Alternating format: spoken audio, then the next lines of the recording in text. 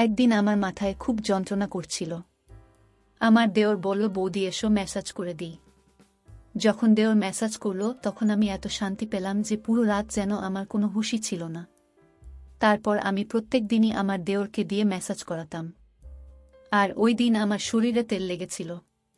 পরের দিন আমি ক্যামেরা লাগিয়ে দেওরকে ডেকেছিলাম। যখন সকালে উঠলাম তখন ক্যামেরায় দৃশ্য দেখে আমি তো পুরো কেঁপে উঠলাম। আমার দেওর তো আমার সাথে। কখনো কখনো আমরা সম্পর্কের সীমানার খেয়াল রাখি না, আর এই কারণের জন্যই আমাদের অনেক লোকসান হয়ে যায়। প্রত্যেকটা সম্পর্কের একটা সীমা থাকে, আর যদি মানুষ ওই সীমা পার করে যায় তাহলে সেই সম্পর্ক তার জন্য সমস্যা হয়ে দাঁড়ায়। আমার সাথেও কিছু এরকমই হতো। আমি একটা সম্বন্ধে আমার সীমারেখা পেরিয়ে গিয়েছিলাম, আর এজন্যই বরবাদই আমার ভাগ্য হয়ে দাঁড়িয়েছিল। যা কিছু আমার উপর দিয়ে বয়ে গিয়েছিল সেগুলো আমার পক্ষে ভুলে যাওয়া মুশকিল ছিল। গত কয়েকদিন ধরে আমার মাথা যন্ত্রণায় যেন ফেটে যাচ্ছিল, আর কোনো ওষুধ কাজও করছিল না। আমার রাতের বেলায় ঘুম না হওয়ারই সমান ছিল।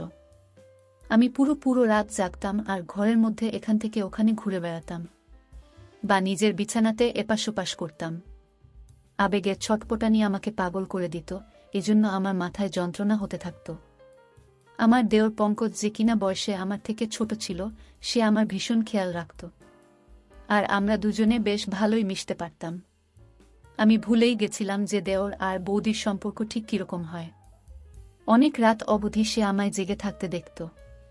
একদিন আমার কষ্ট দেখে বলতে লাগলো, বৌদি আমি তোমার মাথায় তেল মালিশ করে দিচ্ছি, তোমার যন্ত্রণা এক্ষুনি ঠিক হয়ে যাবে। তার কথা শুনে আমি হেসে ফেললাম। আমার মনে হলো যে সে এমনিই বলছে। আমি বললাম, আচ্ছা ঠিক আছে, লাগিয়ে দাও। সে তেল নিয়ে আসলো আর আমার মাথায় ভালোভাবে ম্যাসাজ করতে লাগলো। তার সাথে সে তার পুরো দিনের গল্প আমাকে শোনাতে লাগল। তার আঙ্গুলের দ্রুত ম্যাসাজ আমায় ভীষণ শান্তি দিচ্ছিল। আমার রোজ রাতে চা খাবার অভ্যাস ছিল। পঙ্কজ আমার জন্য চাও নিয়ে আসলো নিজের সাথে করে। মালিশ করার পর আমি পঙ্কজের সাথে চা খেলাম আর শুয়ে পড়লাম। আমার এমন ঘুম আসলো যে আমি একেবারে সকালবেলা উঠলাম। সত্যিকারের পঙ্কজের ম্যাসাজ এ তো যেন জাদু ছিল। আমি অনেক বেশি শান্তি অনুভব করছিলাম। অনেকদিন পরে আমার এরকম গভীর ঘুম আসলো। সকালবেলা উঠে যখন আমি স্নান করতে বাথরুমে গেলাম, আমি তখন ভীষণ অবাক হলাম যে আমার পুরো গায়ে কোথাও কোথাও তেল লাগানো। বোধহয় আমি ঘুমের ঘোরে নিজেই মাথার তেল এদিকে ওদিকে লাগিয়ে দিয়েছি। ঘুম পুরো হওয়ার কারণে আমার মাথার যন্ত্রণা চলে গিয়েছিল। এরপর আমি দিনভর কাজ করতে লাগলাম। আমার বিয়ের 1 বছর কেটে গেছে, আর এই 1 বছর আমি ভীষণ ভালোভাবে কাটিয়েছি। যখন আমি এই বাড়িতে বউ হয়ে আসলাম তখন আমার দেওর পঙ্কজের মাত্র 6 বছর বয়স ছিল। পঙ্কজের মধ্যে অনেক বেশি বাচ্চামো ছিল, আর সে একদম আমার ছোট ভাইয়ের মতোই লাগত। আমার বর আমায় বলেছিল যে তার বাবা খুব তাড়াতাড়ি পৃথিবী থেকে চলে গেছে, যার জন্য পঙ্কজ তার বাবার ভালোবাসা পায়নি। তার মাও পঙ্কজের উপর আর ঘরের উপর অনেক কম ধ্যান দিতেন, আর আমার বর আকরম এখানে তো থাকতই না। এজন্য আকরম আমাকে বলেছিল যে এখন সব থেকে বেশি আমি যেন পঙ্কজের খেয়াল রাখি। আমি তাকে কথা দিয়েছিলাম যে পঙ্কজকে একদম নিজের বাচ্চার মতো রাখব, আর আমি আমার কথা পুরো করেছিলাম। আমার বর আকরম অন্য শহরে চাকরি করত, আর সে মাসে 4 দিনের জন্য বাড়ি আসত। বাকি পুরো মাসে আমি আমার ছোট দেওর পঙ্কজ আর আমার শাশুড়ির সাথেই কাটাতাম।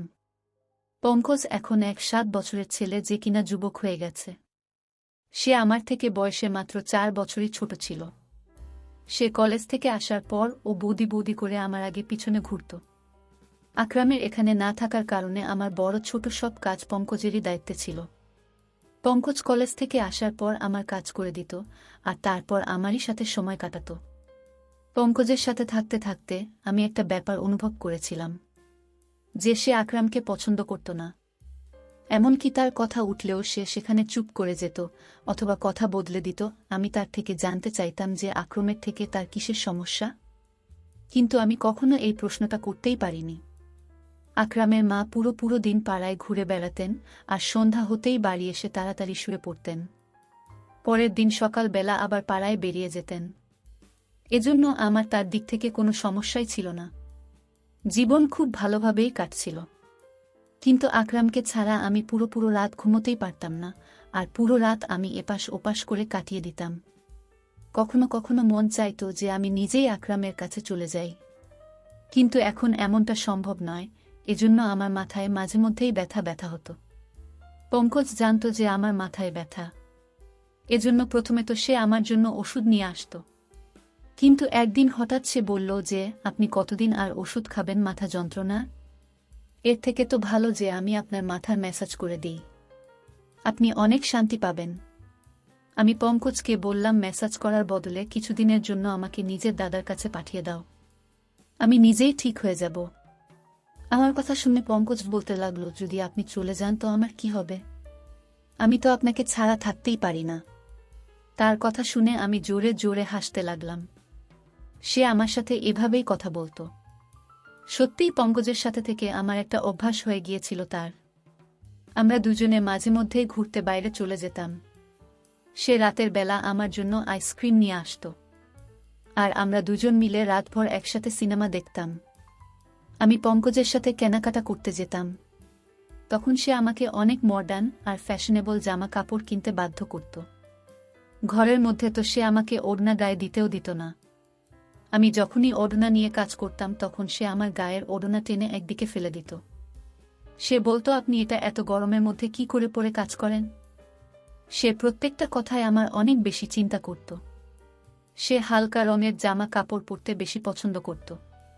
এই জন্য আমি যখনই তার সাথে বাজারে যেতাম তখনই সে আমার জন্য হালকা রঙের কাপড় পছন্দ করত আর কেনাত। আর তার সেলাইও ভীষণ ফ্যাশনেবল ভাবে করিয়ে আনত। আমার জামা কাপড়ের ব্যাপারে তার অনেক রুচি ছিল। আমি প্রায়ই তাকে বলতাম যে তার বউতো যে তার বর তাকে পছন্দমতো জামা কাপড়ের ডিজাইন বানিয়ে দেবে। আমার কথা শুনে সে বলতো যে, আপাতত আপনি ভীষণ সৌভাগ্যবতী যে আমি আপনার জন্য এত মেহনত করি। আর সত্যিই আমি অনেক সৌভাগ্যবতী ছিলাম, কেননা আমাকে সে কখনো কোনো কাজের জন্য না বলতো না। সে আমার অনেক জামা কাপড়েই ডিপ করে ডিজাইন দেওয়া গলা বানাত, বড় বড় পিঠের ডিজাইনও বানাত, যেগুলো মাঝে মধ্যেই আমার কোমর পর্যন্ত চলে যেত। আর কামিজ এতটাই টাইট ফিটিং হতো যে কখনো কখনো তো নিঃশ্বাস নিতেও আমার কষ্ট হতো। কিন্তু পঙ্কজ এরকম জামা কাপড় ভীষণ পছন্দ করত। আমি ওকে আমার বাচ্চার মতো করে রাখতাম। এই জন্য কখনোই তার পছন্দের জামা কাপড় পরার জন্য আমি না করতাম না। হালকা গোলাপি রঙের জামা কাপড় পরে আমি একদিন রান্নাঘরে কাজ করছিলাম। অনেক বেশি গরম ছিল সেদিন, আর আমার পুরো শরীর ঘামে ভিজে যাচ্ছিল, যার জন্য আমার জামা কাপড়ে যেন আমাকে পুরোপুরি দেখা যাচ্ছিল। আর আমি ওড়না ছাড়া তাড়াতাড়ি খাবার তৈরিতেই মগ্ন ছিলাম। তাই হঠাৎই যখন সে পেছন দিক থেকে চলে আসলো আর আমাকে দেখে বলতে লাগলো, আজকে তো আপনি ভীষণ হট লাগছেন।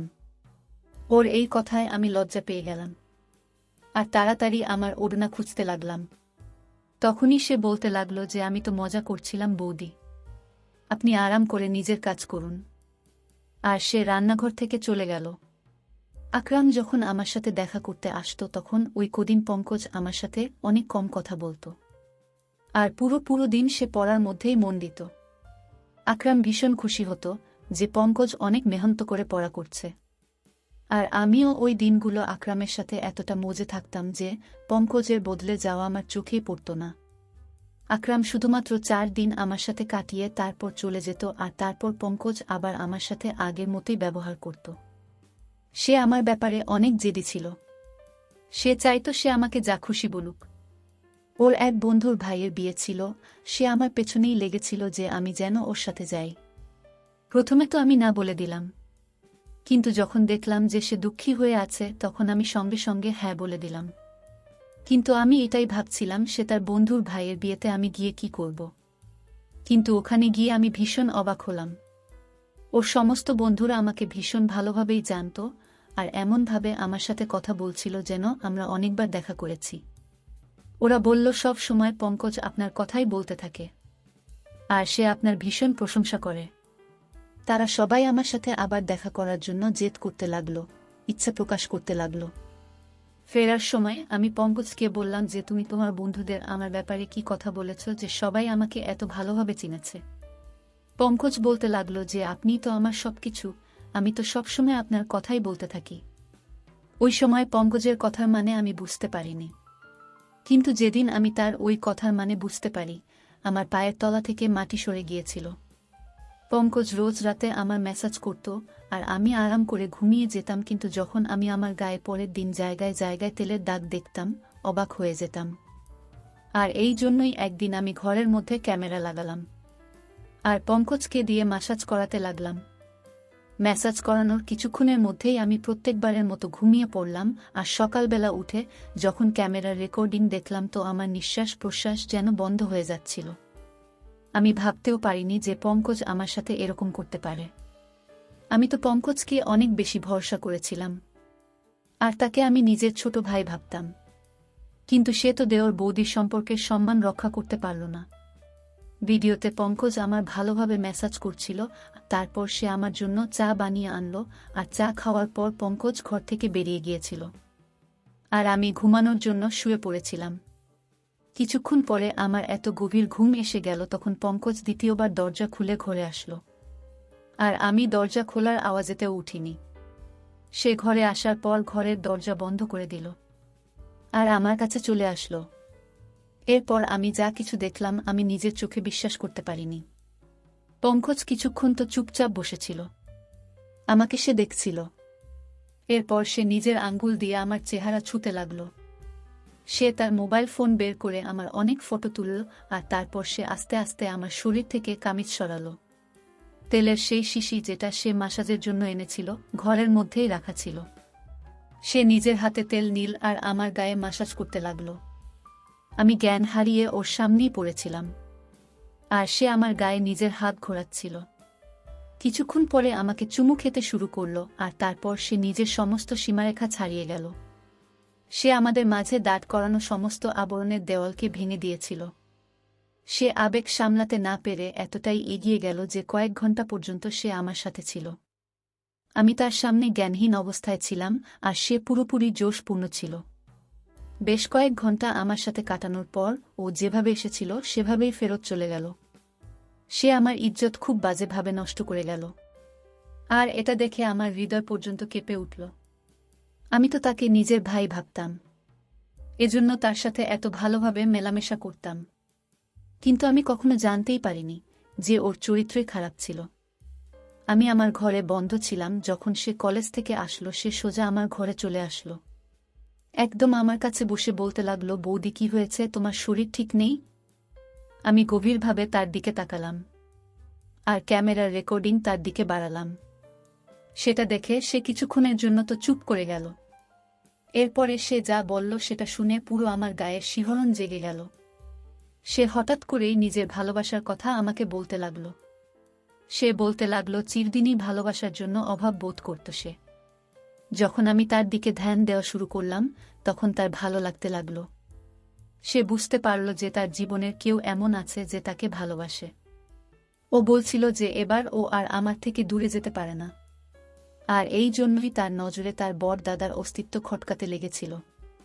যখনই আকরাম আসত সে নিজেকে ঘরের মধ্যে বন্ধ করে দিত, কেননা আমাদের দুজনকে সে একসাথে দেখতে চাইত না। আকরামকে তো সে এভাবেই প্রথম থেকেই ঘৃণা করত, কেননা আকরামের বাবা আকরামকে অনেক ভালোবাসত, আর মরার আগে উনি এই ঘরটাও আকরামের নামে লিখে দিয়েছেন।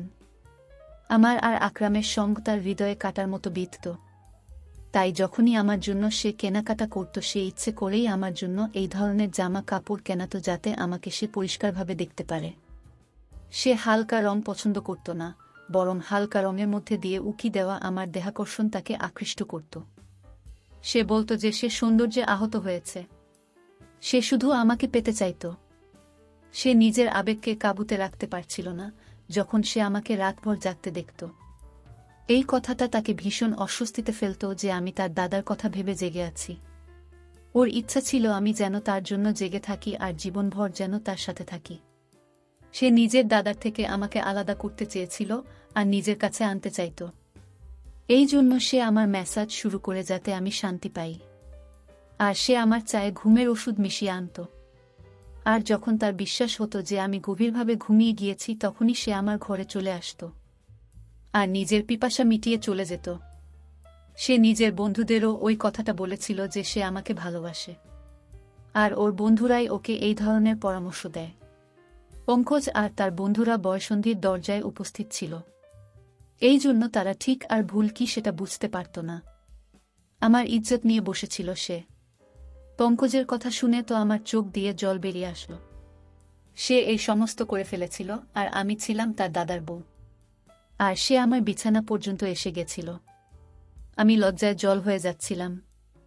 আমি ঘৃণায় পঙ্কজের দিকে তাকালাম।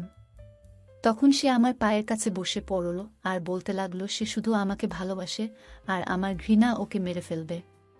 বাবার ছেড়ে চলে যাওয়ার সাথে সাথে সে নিজের মায়ের অদ্ভুত উদাসীন্য সহ্য করতে পারেনি। সে বলতে লাগলো তার মাও কখনো তার আবেগ আর তার ইচ্ছের খেয়াল রাখত না। তার বদলে তার মা গোটা পাড়ায় ঘুরে বেড়াত, আর তাই সে পুরোপুরি একাকিত্বের শিকার হয়েছিল। যখন আমি এই বাড়িতে আসলাম তখন তার একাকিত্ব দূর হলো, সে নিজে নিজেই আমার সাথে মিলেমিশে গিয়েছিল। আমি পঙ্কজকে ধাক্কা দিয়ে আমার পায়ের কাছ থেকে সরিয়ে দিলাম। আমি তার মুখও দেখতে চাইছিলাম না। সে আমার সাথে যা করেছে আমি তাকে কখনোই ক্ষমা করতে পারতাম না। আমি জানতাম এতে পুরো ভুল পঙ্কজের ছিল না। সে সত্যিই সম্পর্কের জন্য মরে যাচ্ছিল, আর আমাকে পেয়ে সে সীমানা ভুলে গিয়েছিল। আর আমিও তাকে কখনো ঠিক আর ভুল কোনটা তা বলিনি। সে যখনই আমার জন্য জামা কাপড় সেলাই করাতো তখন আমি সেটা ওর পছন্দ ভেবে মেনে নিতাম। আমি ওড়না ছাড়াই তার সামনে ঘরে ঘুরে বেড়াতাম। আমি তাকে নিজের ছোট ভাই অবশ্যই ভাবতাম, কিন্তু বাস্তবে সে তো আমার ছোট ভাই ছিল না। তার আর আমার সম্পর্ক ছিল দেওর বৌদির। আর আমি এই ব্যাপারটাই খেয়াল করিনি। আজকালকার দিনে যেখানে 1-3 বছরের বাচ্চাও পুরো সব কথাই জানতে পারে, আমি কি করে ভেবে নিলাম যে আমার 7 বছরের দেওর একটা ছোট বাচ্চা হবে। আমি তাকে বললাম এটাই ভালো হবে যে তুমি আমার থেকে দূরত্ব বজায় রাখো, আর আমাকে নিজের চেহারাও দেখাবে না। আমার পক্ষে এবার তার সাথে একই ছাদের নিচে থাকা মুশকিল হয়ে গিয়েছিল। সে বলতে লাগলো যে এই কথাটা যেন তার দাদাকে আমি না বলি। আমার মধ্যে তো নিজে থেকেই এতটা ক্ষমতা ছিল না যে আমি আকরামকে এত বড় সত্যিটা বলবো। সে ভীষণ লজ্জিত ছিল, আর সে নিজের ঘরে চলে গেল। কিন্তু আমি নিজের নজরেই নেমে গিয়েছিলাম। আমি সঙ্গে সঙ্গে আকরামকে ফোন করলাম। তাকে বললাম আমি এবার তাকে ছাড়া থাকতে চাই না। হয় সে নিজে এখানে চলে আসুক, আর না হয় আমাকে তার কাছে ডেকে নিক। আমার কথা শুনে আকরাম প্রথমে তো অবাক হয়ে গেল যে আমার হঠাৎ করে কি হলো। কিন্তু যখন আমি বারবার বলতে লাগলাম তখন সে বলল সে তাড়াতাড়ি আমাকে তার কাছে ডেকে নেবে। সে কিছু সময় চাইছিল যাতে আমার থাকার সে ব্যবস্থা করতে পারে, আর নিজের মায়ের সাথেও সে সেই ব্যাপারে কথা বলবে। আমি আকরামকে বললাম যে সে 1-5 দিনের ভেতরে যেন আমাকে ডেকে নেয়, না হলে আমি চিরজীবনের জন্য ঘর ছেড়ে চলে যাব। আকরাম আমাকে কথা দিল যে সে 1-5 দিনের মধ্যেই আমাকে নিজের সাথে নিয়ে যাবে। আমি এই 15 দিন নিজেকে ঘরের মধ্যে বন্ধ করে কাটিয়েছি। আমি সেসব পুরোপুরি ভুলে যেতে চাইতাম। আমার শাশুড়ির এখনো পর্যন্ত ঘরের সম্পর্কে কোনো হুঁশ নেই। তার নিজের ঘরের থেকে বেশি পাড়ার চিন্তা থাকে। যদি সে অন্যের খোঁজে না থেকে নিজের সন্তানের খেয়াল রাখত তাহলে পঙ্কজ এরকম করত না। সে শিকার হয়ে নিজের রাস্তা থেকে হারিয়ে গিয়েছিল। প্রত্যেকটা সম্পর্কের একটা সীমা থাকে, আর আমি আমার আর পঙ্কজের সম্পর্কের সেই সীমাটা ভুলে গিয়েছিলাম। আর আজকে তারই ফল আমাকে ভোগ করতে হচ্ছে। আমি আমার সমস্ত পুরনো জামা কাপড় জ্বালিয়ে দিয়েছি। এবার আমি বুঝতে পেরেছি যে আমি এই বাড়িতে একজন বাইরের মানুষের সাথে আছি, আর আমাকে নিজেকে এবার থেকে আড়ালে রাখতে হবে। কখনো কখনো আমরা অনেক ব্যাপার ছোট ভেবে নিই, কিন্তু সেগুলো এতটাও ছোট হয় না যতটা নজরে মনে হয়। আজ আমি আমার ওড়নার দামের কথা অনুভব করলাম, যে সেটা কত দামি, যখন কিনা আমি প্রায় ধ্বংস হয়ে গিয়েছি। যারা এই গল্পটি শুনছেন আপনাদেরকে আমি এটাই বলতে চাই যে নিজেকে সাবধানে রাখুন। ধন্যবাদ বন্ধুরা গল্পটি শোনার জন্য।